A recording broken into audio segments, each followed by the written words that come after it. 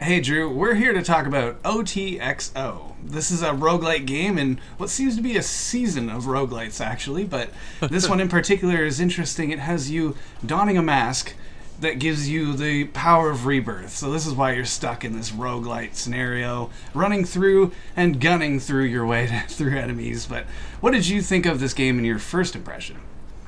First impression off the hop was the art style, right? This black and white with a touch of gray tinge and then a splatter of red as you annihilate all the enemies in front of you.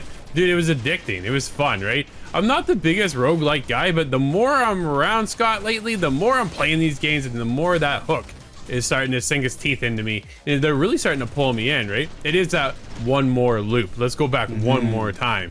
And there's a bunch of things you can kind of modify as you go in each time. You talk to some of the people, you go to the bar, you get like this little, you get a drink, and depending on what stat you go, you can change the outcome of how that round will kind of perform. And then there's others you can talk to change out the weapons. So not every enemy will have every single weapon. Didn't really mess with it too much. I kind of liked the variety of weapons I was already handling with. But dude, that shotgun is unstoppable. It was the best. You just bust down the door and you're like boom, boom, boom, and awesome time. Dude, I've had a lot of fun. It has been a lot of fun, but yet the story just kind of left me wanting a little bit more. And I get, you know, when you get into these roguelike games, that sometimes the story is a little bit difficult to tell because you're doing the same thing, right? Rinse and repeat and go again and then go again and then go again. Well, how do you tell a compelling story? Here, basically, you were on what essentially seemed like a train. You found a mask. You put the mask on. You wake up on a beach. The person you were beside, which essentially seems like your loved one, disappeared, and then you're trying to go into the center of this mansion to get them back, right? Like that's the loop. And for me, it was just kind of missing a little something. I needed a bit more of a hook to get in there. I've been having fun playing with the game overall, but dude, that story with no voice acting, of course, kind of hit me, and it just left me wanting a little bit more. How about you, though?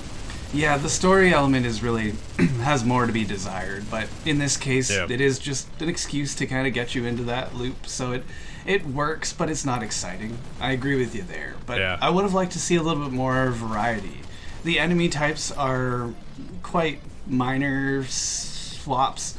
There's different weapons, of course, but you'll get to another section after a boss fight. That's interesting enough, but it'll add new kind of really fast lizards that I think gave you a hard time specifically, but there's enough of them. You can kind of build yourself against that. So you, like you said, you go to the bar and you have to drop your gun first. I kind of like that. Just a little bit of a personality. Hey, no guns at the bar, buddy, but let's get you a drink. And those drinks give you, you know, my example, I had extra bullets in my LMGs, or just the LMGs would do more damage in general.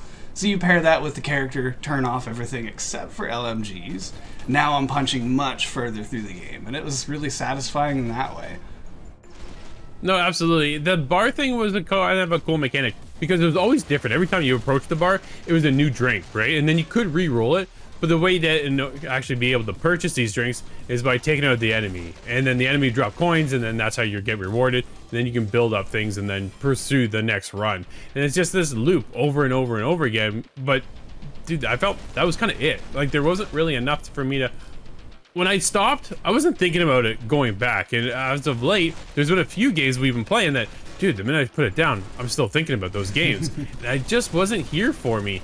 OTXO is a bit of a weird title. We're the wolf, and it's kind of been described a little bit within the game, the very beginning of the game. But to me, what's the tie-in then, right? There was, again, no tie-in. I just found, as much fun as I was having, there's just little bits kind of took me out of it that left me with a desire to have more. Really no major complaints. I guess like nothing breaking, right? There was nothing bug breaking that kind of hit us at all. I did get hooked up on the bushes because of the top-down view that we're in, and we're kind of, it's all about movement, right? Getting in, building up your combo, going quickly. And then all of a sudden, I'm hooked on a bush. Or I'm hooked on a tree. I'm like, well, there goes my movement, and I'm out, right? You can slow down time so you have this ability, and then dive and roll other things. Like, there's certain cool mechanics, but at the end of the day, this reminded me a lot of Hotline Miami from back in the day, which I played on like my PS Vita, and I had a great time. And it's all about jumping in, being real fast, taking out your targets, and then moving into the next scenario. Minor things, minor story beats, little things kind of took me out of it. I wanted a little bit more overall though, Scott. 6.5 is where I'm going to land. Where are you scoring this game?